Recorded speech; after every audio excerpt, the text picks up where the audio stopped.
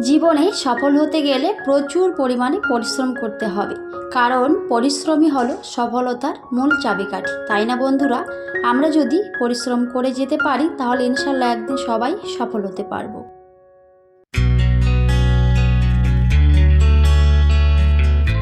Hello everyone, আসসালামু আলাইকুম। কেমন আছেন সবাই? আশা করছি সবাই খুব ভালো আছেন আর সুস্থ আছেন। আমরাও আলহামদুলিল্লাহ ভালো আছি। আমার নতুন একটি ভিডিওতে সবাইকে ওয়েলকাম করছি। আই হোপ আজকের এই ভিডিওটি সবার কাছে খুব ভালো লাগবে। ভিডিওটি ভালো লাগলে শেষ হওয়া পর্যন্ত সাথেই থাকার অনুরোধ রইল। আর অবশ্যই ভিডিওতে একটি লাইক দিয়ে ভিডিওটি দেখা শুরু করবেন। ঘড়ির কাঁটা এখন বাজে সকাল 7টা। এখন থেকে সবাইকে সাথে নিয়ে আজকের ভিডিওটি শুরু করলাম। তো সকালে আবিরের স্কুল আছে, সেজন্য কিন্তু অনেক সকালবেলায় উঠে গেছি। আর এই যে সকালে উঠে কিন্তু আমার কাজকর্মগুলো শুরু করে দিয়েছি, কারণ আবিরের স্কুল থাকলে সকালবেলাটা আমার অনেকটাই চাপের মধ্যে থাকতে হয়। তো সেই জন্যই কিন্তু সকালবেলায় উঠেছিলাম, আর উঠে কিন্তু কাজকর্মগুলো শুরু করে দিয়েছি। তো আজকে আবির কিন্তু অনেক সকালবেলায় উঠে গিয়েছিল, কারণ আবিরের হোমওয়ার্ক দিয়েছে অ্যাক্টিভিটি, তো সেটা ওকে করতে হবে।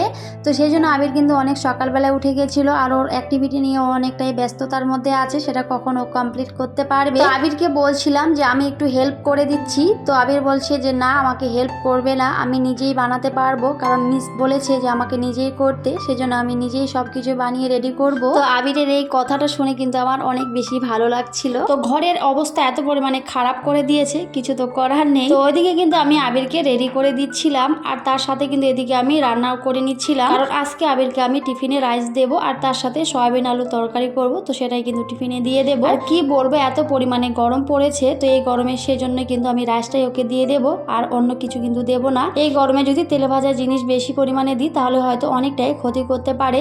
সেই জন্য আজকে এই যে রাইস আর তার সাথে সয়াবিন আলু তরকারি করব একটু ডাল দিয়ে, তো সেটা দিয়ে কিন্তু ওকে টিফিনে দিয়ে দেব। তো ওইদিকে কিন্তু আবির ওর কাজ করছিল, আর এদিকে আমি আমার কাজ করছিলাম। তো এই যে আমি কিন্তু রান্নাটা এখন করে নিচ্ছি, আর তার সাথে কিন্তু আবির ওদিকে ওর অ্যাক্টিভিটিটা করছিল। তবে আজকে অনেকটাই সময় আছে, কারণ যেহেতু অনেক সকালে উঠেছিলাম, তো সেজন্য অনেকটাই সময় আছে ওর স্কুলে যাওয়ার।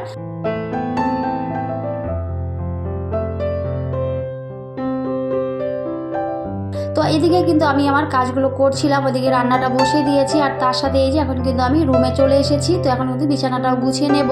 তবে আবিরের বাবা ঘুম থেকে উঠে গেছিল। তবে এই যে বেডরুমটা যতক্ষণ আমি গোছাতে পারছি আমার কিন্তু একেবারেই ভালোই লাগে না। তো ভাবছিলাম ওদিকে রান্নাটা ততক্ষণে হোক, আর এই যে এদিকে কিন্তু আমি এখন চলে এসেছি রুমে। তো এখন কিন্তু বিছানাটা ভালো করে গুছিয়ে নিচ্ছি, কারণ আমার কাছে আমার ঘরটাই হলো আমার সবচেয়ে শান্তির একটা জায়গা। তো ঘরটা যদি এলোমেলো থাকে সত্যি আমার কাছে একেবারেই ভালোই লাগে না। সেই জন্য সবার আগে চেষ্টা করি আমার এই ঘরটাকে সুন্দর করে সাজিয়ে গুছিয়ে রাখতে। তবে হয়তো ঘরে খুব একটা জিনিসপত্র নেই, তবে যতটুকু আছে ইনশাল্লাহ সেটা দিয়ে কিন্তু আমি সুন্দর করে সাজিয়ে গুছিয়ে রাখতে অনেক বেশি ভালোবাসি। তবে এটা হয়তো সবাই পছন্দ করে নিজের ঘরটাকে সুন্দর করে সাজিয়ে গুছিয়ে রাখতে, তাই না বন্ধুরা? তো এদিকে কিন্তু আমি রেডি হয়ে গেছিল, তারপরে ওর আই কার্ডটা পরিয়ে দিলাম, আর তার সাথে একটু চুলটা আঁচড়ে দিলাম। আর কি বলবো, এখনো কিন্তু নিজে কিছুই করতে পারে না। যদি একটা কিছু করতে যায় তবে সেটা একেবারে ঠিক হবে না, কিছু না কিছু ভুল করেই থাকবে। তো যাই হোক, বাচ্চা মানুষ, কিছু তো করার নেই। তো ওদিকে কিন্তু ওকে রেডি করে দিয়েছি, তবে এখনো পর্যন্ত কিন্তু সময় হয়নি, তো অনেকটাই সময় বাকি আছে। তো আমি কিন্তু আমার কাজগুলো এখন করে নেব।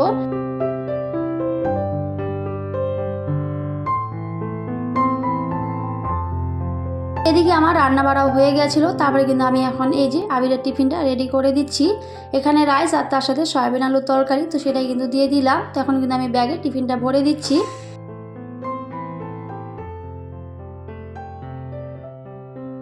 তবে ড্রয়িং রুমের অবস্থা এত পরিমাণে খারাপ করে দিয়েছিল, সব কিছু একেবারে এলোমেলো করে রেখে দিয়েছে। তো বললাম, ওর স্কুল থেকে ওকে অ্যাক্টিভিটি করতে দিয়েছিল, একটা ঘর বানাতে বলেছিল, তো কার্ডবোর্ড দিয়ে সেটাই কিন্তু বানিয়েছে।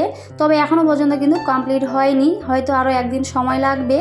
তো সেটাই কিন্তু ও বানাচ্ছিল। এই যে অর্ধেকটা বানিয়েছে, তবে আরও কিন্তু এখনও বাকি আছে। তো এখন কিন্তু আমি ভালো করে ডাইনিং টেবিলে ক্লিন করে নেব। তো আবিরকে বারবার বলছিলাম যে স্টাডি টেবিল আছে সেখানে করো, তবে ও কিছুতেই করবে না, বলে আমার এখানেই অনেক বেশি ভালো লাগে। তো সেই জন্যই কিন্তু ডাইনিং টেবিলে ওর কাজটা করে নিয়েছে।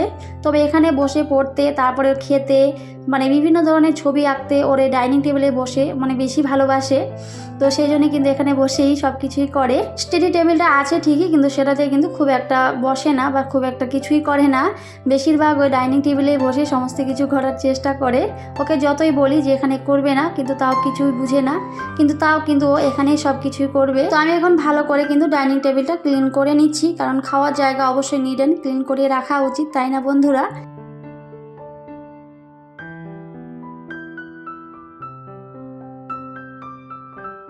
তো আমি কিন্তু ওইদিকে সুন্দর করে ডাইনিং টেবিলটা ক্লিন করে নিলাম। আর তার সাথে এখন এই যে সোফাটাকেও এলোমেলো করে রেখে দিয়েছিল, মানে ঘরে থাকলে কি করবে আর কি না সমস্ত কিছু কিন্তু এভাবেই রেখে দেয়।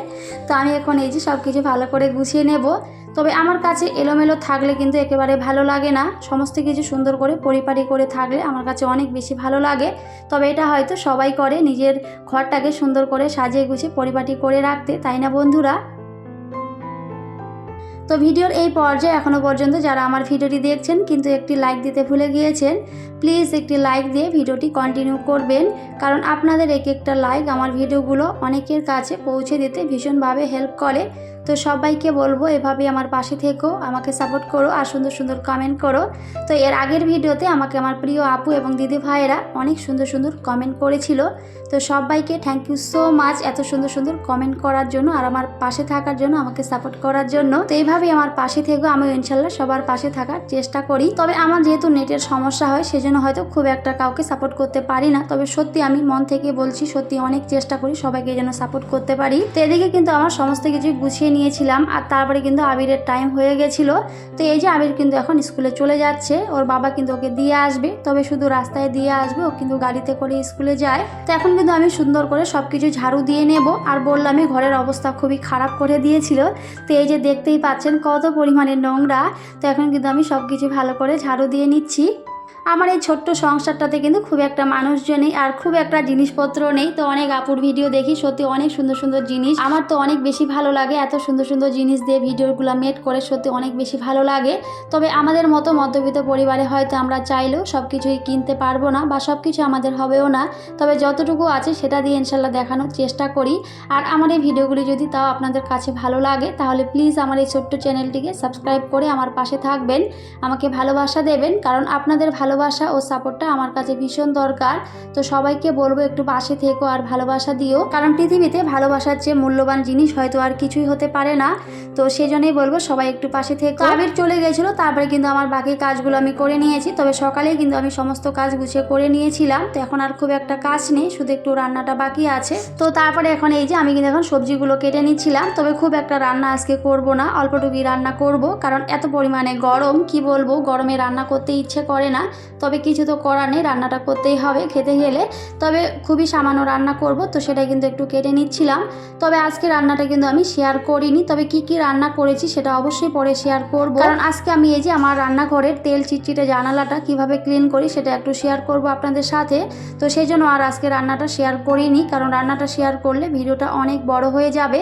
আর আমার প্রিয় আপু ভাইয়ারা বড় ভিডিও দেখতে খুব একটা পছন্দ করে না। তো সেই জন্য কিন্তু যাতে ভিডিওটা বড় না হয়, সবাই যেন দেখতে পারে, তো সেই জন্য কিন্তু আমি ভিডিওটি ছোট করে রাখার চেষ্টা করেছি। তো আমি এখন কিন্তু জানলাটা ভালো করে ক্লিন করে নেব। আর রান্না করলে কি বলবো, আর আমার এই জানলাটা এত পরিমাণে তেল চিটচিটে আঠালো ভাব হয়ে থাকে, তো সেটাই কিন্তু ক্লিন করে নিচ্ছি। তো আমি কিন্তু এই ক্লিনারটা আগে বানিয়ে রেখেছিলাম। তো এখানে লেবু, তার সাথে ডিটারজেন্ট পাউডার, একটু ভিম জেল আর হচ্ছে ভিনেগার, তো সমস্ত কিছু দিয়েই গরম জল করে কিন্তু আমি ওই মিশ্রণটি বানিয়েছিলাম। তো সেটাই কিন্তু আমি বোতলের মধ্যে ভরে রেখেছি, কারণ সব সময় কিন্তু বানানো সম্ভব হয় না। তো ওভাবে বানিয়ে কিন্তু আমি রেখে দিয়েছি। তো সেটা দিয়ে কিন্তু এখন ক্লিন করে নেব। তো প্রথমে কিন্তু আমি ভালো করে স্প্রে করে নিয়েছিলাম আর এভাবে 5 মিনিট ভিজিয়ে রেখেছিলাম।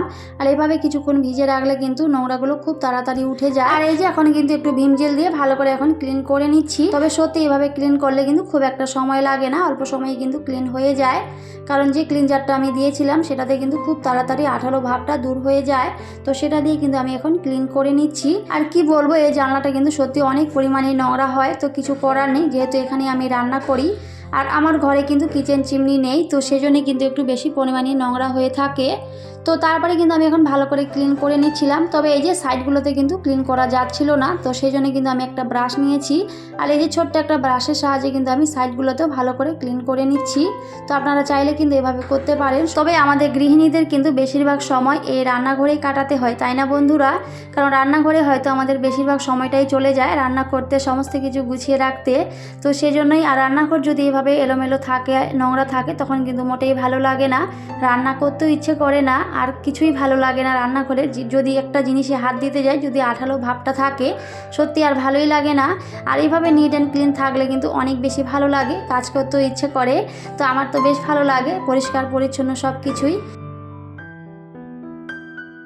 তো এদিকে কিন্তু ভালো করে ক্লিন করে নিয়েছিলাম। তারপরে এই যে একটা ভেজা নেকড়া দিয়ে এখন কিন্তু সুন্দর করে সব কিছু ক্লিন করে নিচ্ছি। তবে তারপরে কিন্তু আমি এই যে পানি দিয়ে সমস্ত কিছু ভালো করে ধুয়ে দিয়েছিলাম, আর দেখতে মাশাআল্লাহ অনেক বেশি চকচকে ঝকঝকে হয়ে গেছিলো। তো এই যে আমার রান্নাঘরের তেল চিটচিটে জানলাটা আমি কিভাবে ক্লিন করলাম আর কতটা ক্লিন হয়েছে, তো সেটা এখন একটু আপনাদের সাথে শেয়ার করে দিচ্ছি। সত্যি অনেক বেশি ক্লিন হয় আর অনেক বেশি ভালো লাগে দেখতে, কারণ রান্নাঘর নিট অ্যান্ড ক্লিন থাকলে কার না ভালো লাগে, তাই না? আমার তো বেশ ভালো লাগে, তখন কিন্তু রান্না করতে অনেক বেশি ইচ্ছে করে। তো যাই হোক বন্ধুরা, এদিকে কিন্তু আমি আমার সমস্ত কাজকর্ম কমপ্লিট করে নিয়েছিলাম, আর তারপরে কিন্তু আমি গোসল করে নিয়েছি। আর এখন এই যে আমি কি কি রান্না করেছি সেটা একটু শেয়ার করে দিচ্ছি। তো আমি এখন ডাইনিং টেবিলে সমস্ত কিছু গুছিয়ে নিচ্ছি, কারণ আবিরের আসার সময় হয়ে গেছে, আর তার সাথে আবিরের বাবাও কিন্তু চলে আসবে। তো আমরা এখন তিনজনে মিলে কিন্তু খেয়ে নেব। তো আজকের খুবই সিম্পল রান্না করেছিলাম, এখানে ডাল করেছি, আর তার সাথে এই যে আলু সেদ্ধ করেছিলাম, আর একটা ভাজা করেছি এখানে, আর তার সাথে একটু পকোড়া করেছিলাম, বেগুনের পকোড়া। তো সেগুলাই এই হলো আজকের আমার সিম্পল রান্নার আয়োজন, সেটা একটু শেয়ার করলাম। তো যাই হোক বন্ধুরা, আজকের এই ভিডিওটি সবার কাছে কেমন লেগেছে সবাই অবশ্যই কমেন্টে জানাবেন। সবাই খুব ভালো থাকবেন, সুস্থ থাকবেন, আর অবশ্যই আমার পাশে থাকবেন। তো সবাইকে টাটা, আল্লাহ হাফিজ।